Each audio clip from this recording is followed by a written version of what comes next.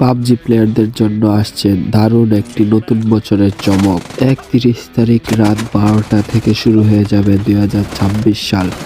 আর এইদিকে পাবজি মোবাইলে শুরু হয়ে যাবে পাবজি মোবাইল নববর্ষ আতশবাজি প্রদর্শনী অনুষ্ঠানটি চলবে রাত 12টা থেকে 2টা পর্যন্ত।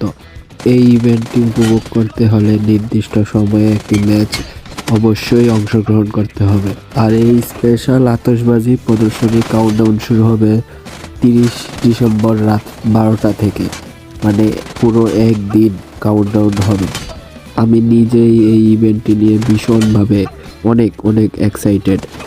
আমি জানি তোমরাও অনেক এক্সাইটেড।